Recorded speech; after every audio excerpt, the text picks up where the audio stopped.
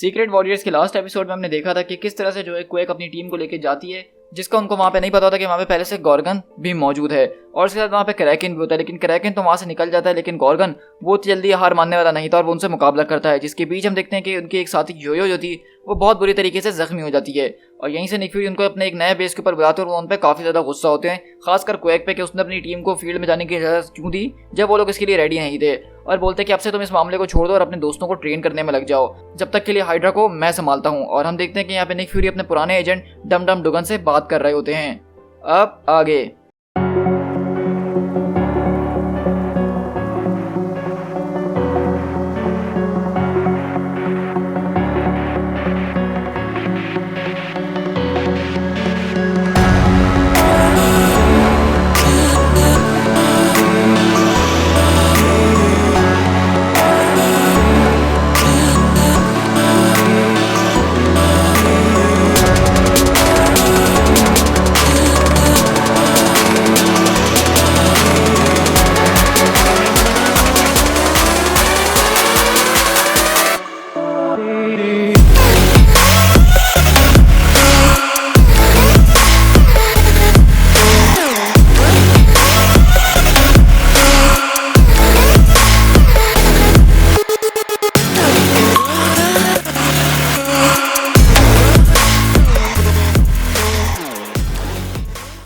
अब बेसिकली हम लोग यहाँ से ऑस्ट्रेलिया के अंदर शिफ्ट होते हैं, जहाँ पे क्वेक और सेबेस्टियन यानी कि जो ड्रूक है वो यहाँ पे जंगल में, यहाँ के रेगिस्तान में घूम रहे होते हैं। और दरअसल मैं शॉर्ट करके आपको बताना चाहूँगा कि वो यहाँ पे अपनी ट्रेनिंग कंप्लीट करने के लिए आए, जैसा कि आप सबको पता है। और दूसरी बात ये है कि वो लोग यहाँ पे अपने एक नए मेंबर को ढूंढने के लिए आए हैं जो कि उनकी टीम के योयो को रिप्लेस करेगा, क्योंकि योयो इस वक्त काफ़ी ज़्यादा जख्मी है और उनको अपनी टीम पूरी करनी है। तो वो बताती है कि कैटरपिलर फाइल्स के मुताबिक एक आदमी ऐसा है जिसको हम यहाँ पे आके तलाश कर सकते हैं और वो हमारी रिप्लेसमेंट बनेगा, जिसका नाम ईडन फैसी है। तो वो वहाँ पे ड्रू पूछता है उसके बारे में कि ज़रा और बताओ कि वो क्या क्या कर सकता है, क्या वो किसी किस्म का कोई जो है मेडिसिन वगैरह या उसकी सुपर पावर्स क्या है। तो बोलती है कि हमें सिर्फ यही बताया गया है कि वो जो है रियलिटी को बेंड कर सकता है, मतलब वो रियलिटी को, टाइम एंड स्पेस को इस तरह से ट्विस्ट कर सकता है जिसके ज़रिए टेलीपोर्टर्स वो खोल सकता है और जो चाहे वो जहाँ पे वहाँ पे जा सकता है। और इसी वजह से ये जो है इस तरह के जंगल में रहता है और उसको कुछ लोग प्रोटेक्ट भी करते हैं। तो बोलता है कि इसकी पावर्स देख के तो मुझे बहुत अजीब व गरीब लग रही हैं, जो कि थिन एयर के अंदर से कहीं से भी पोर्टल खोल रही है, ये एक बहुत बड़ी बात है। तो वहीं पे सेबेस्टियन बोलता है, अगर ऐसी बात है तो मेरे ख्याल से हमारा मिशन अकम्प्लिश्ड हो चुका है।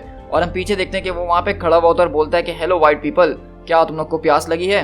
और हम देख रहे हैं कि यहाँ पे इनको एक नया मेंबर मिल चुका है जिसको ये लोग अपनी टीम में अब रिक्रूट करेंगे। और यहाँ से हम जुबा सूडान के अंदर शिफ्ट होते हैं और यहाँ पे एक रेगिस्तान है, जैसा कि आपको पता है सूडान की कंट्री के अंदर। वहाँ पे दरवाज़ा खुलता है और वो बोलते हैं कि कर्नल आपका बहुत बहुत स्वागत है। और यहाँ हम देखते हैं कि एजेंट सिटवेल जो कि पहले शील्ड का एजेंट हुआ करता था, अब ये लोग जो हैं इस जगह पे रह रहे हैं। मतलब शील्ड के वो एजेंट्स जो कि शील्ड के वफादार हुआ करते थे, अब वो हैमर के साथ रहने के लिए तैयार नहीं है, इसीलिए वो लोग अब इस जगह पे रह रहे हैं। और कर्नल फ्यूरी यहाँ पे अपने पुराने एजेंट से मिलने के लिए आए हैं, क्योंकि वो इन्हीं को इस्तेमाल करेंगे अब हाइड्रा के खिलाफ जंग लड़ने के लिए। तो वो बोलते हैं कि एजेंट के तुम्हारा बहुत बहुत स्वागत है और तुम तो पहले जैसे लग रहे हो एजेंट सिटवेल, अच्छा लगा तुम्हें देख के। तो बोलता है कि मुझे सिर्फ जैस्पर कहिए सर, यहाँ पे हमारी कोई डेजिग्नेशन नहीं है, हम लोग सिर्फ अपने नाम से जाने जाते हैं और हम लोग एक दूसरे के भाई हैं, इसलिए एक दूसरे का ख्याल रखते हैं। आपसे मिलकर भी बहुत अच्छा लगा। तो निक फ्यूरी बोलते हैं क्या मैं जल्दी आ गया हूँ। तो बोलते हैं कि नहीं आप बिल्कुल सही वक्त पर आए हैं, वो लोग आपका इंतजार कर रहे हैं।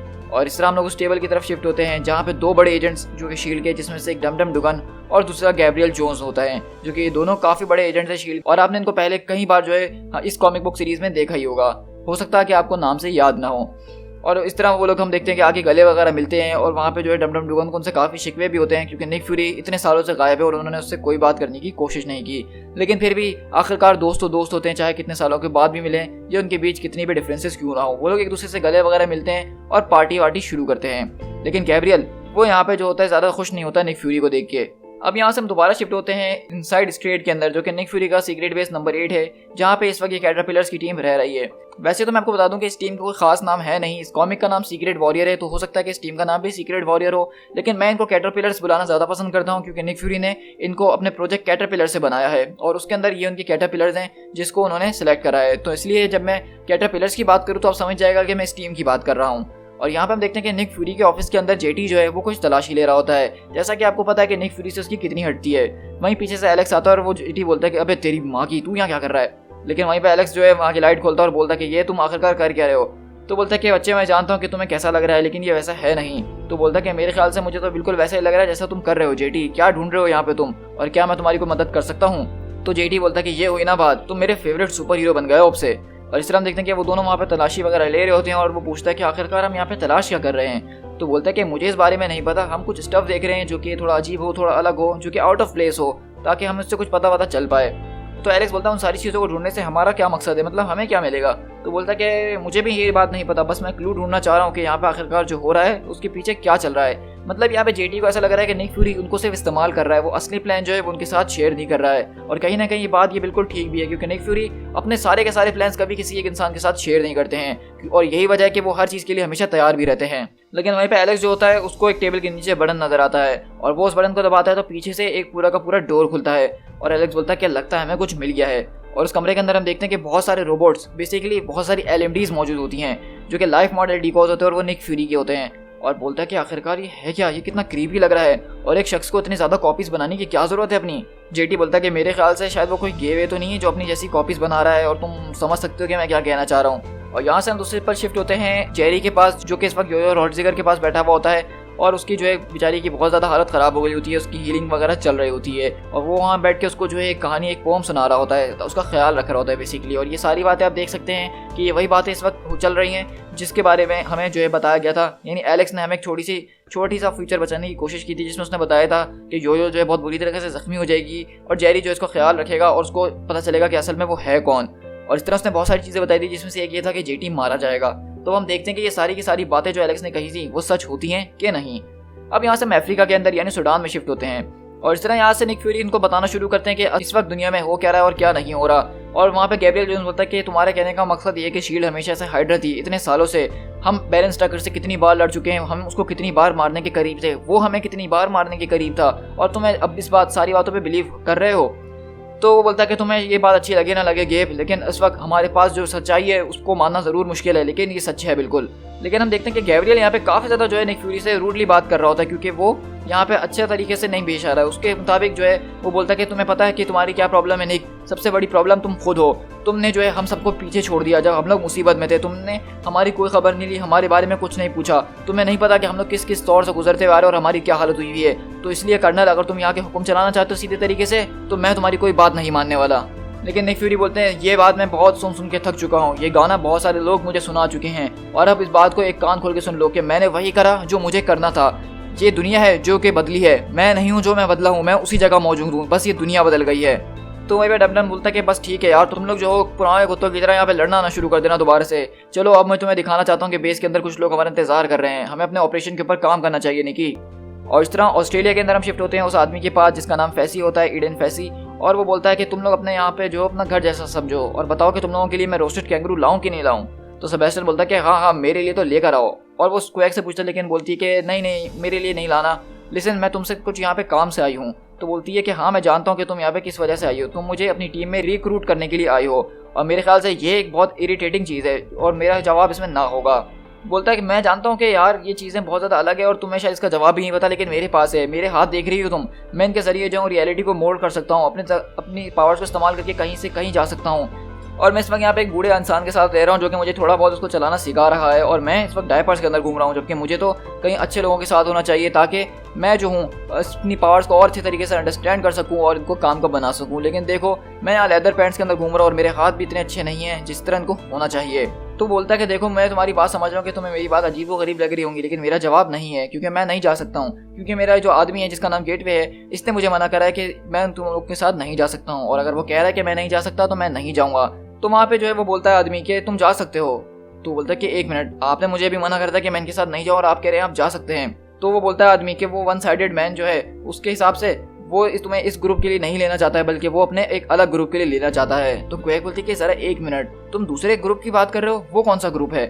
तो वो आदमी उसकी तरफ घूर के देखता है और यहाँ पे हम देख रहे हैं कि इस आदमी को पता है कि निक फ्यूरी एक और नया ग्रुप बना रहे हैं जिसके लिए उनको इसकी जरूरत है, बल्कि क्वेक के लिए नहीं। और ये बात अभी तक क्वेक को भी नहीं पता है कि ये सब हो क्या रहा है, और यही मिस्ट्रीज जो है निक फ्यूरी के कैरेक्टर को बहुत ज्यादा औसम बनाती हैं।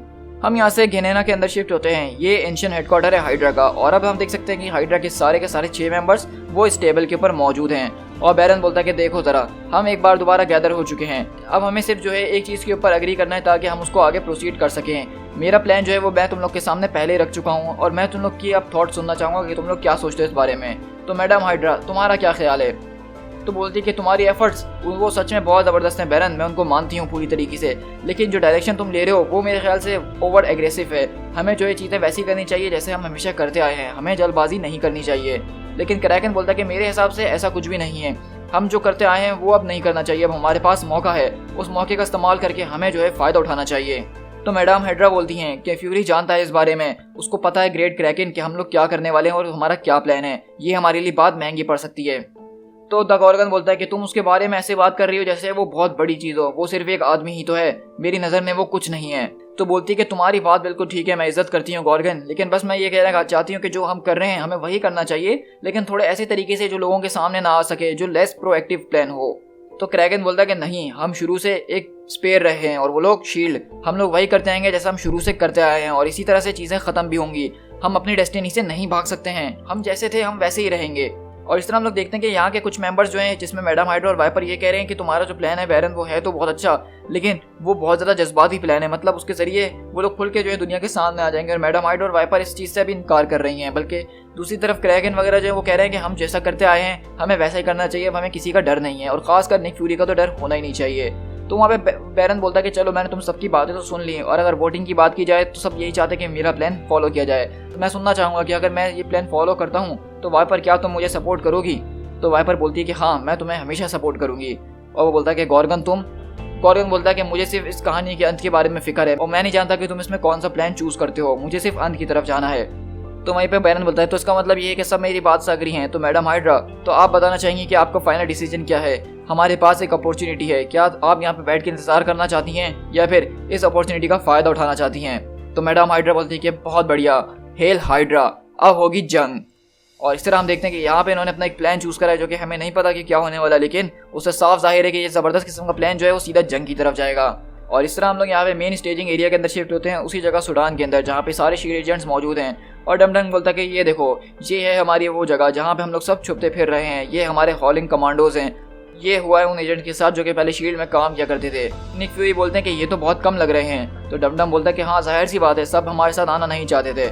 तो वहीं पे गैब्रियल बोलता है कि यही मैं तुम्हें बात जब से समझाना चाह रहा हूँ निक फ्यूरी, जब से हम उस बार के अंदर हैं, कि कुछ अच्छे लोग जो हैं वो छोड़कर आ गए हैं, लेकिन कुछ लोग जिनकी फैमिलीज थी, जिनको उनका पेट पालना था, उनके पास कोई और चॉइस नहीं थी, इसलिए वो वहीं रुके रहे और उनके लिए काम कर रहे हैं। और तुम लोग इस वक्त उनके लिए काम कर रहे हो जो कोई भी तुम्हें पैसे देता है। सही कहा ना मैंने? तो डमडम बोलता है कि इस वक्त हम लोग एक प्राइवेट मिलिट्री कॉन्ट्रैक्टर बने हुए निक, हमें जो कोई भी अपने काम करवाने के लिए बोलता है हम सिर्फ पैसा लेते हैं और उनका काम करते हैं, इसी के जरिए हमारा खाना पीना चल रहा है। मैं तो उम्मीद करता हूँ कि ये सब चीज़ें जल्द से जल्द खत्म हो। शील्ड के अंदर काम करना वो हमारे लिए एक इज्जत की और अच्छी बात थी, लेकिन ये सब अब वैसा नहीं रहा बिल्कुल भी। तो निक फ्यूरी बोलते हैं कि मैं तुम लोग की बात समझ रहा हूँ, तो तुम लोग को और किसी के लिए काम करने की जरूरत नहीं है, अब तुम लोग की बिल्स मैं पे करूँगा, तो तुम लोग मेरे लिए काम करो। तो वो डमडम बोलता है कि तुम अब खेलने की कोशिश ना करो निकी मेरे साथ। तो बोलता है कि मैं तुम्हारे साथ कुछ नहीं खेल रहा हूँ, मैं तुम पे सिर्फ एक ब्लेसिंग कर रहा हूँ डमडम, और हमें चीज़ों को ठीक करना होगा, हमें उन बास्टर्ड से निपटना ही होगा, और इस सब की शुरुआत हम करेंगे द डॉग से।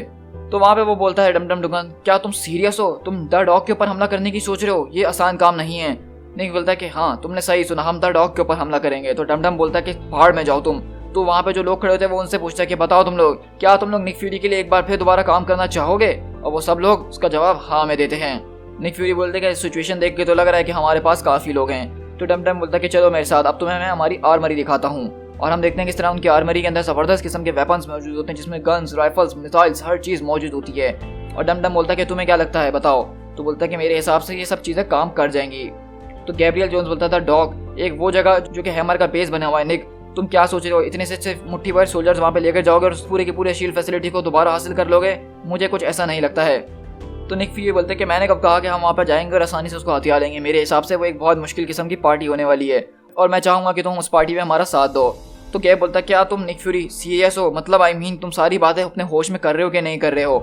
तो वहीं पे गैब्रियल का मकसद ये होता है कि अगर वो जो वहाँ पे लोग हैं, अगर ये लोग उनको मार देंगे तो एक तरह से ऐसा होगा कि वो लोग अपने शील्ड के लोगों को ही मार रहे हैं जो कि पहले इनके लिए काम किया करते थे।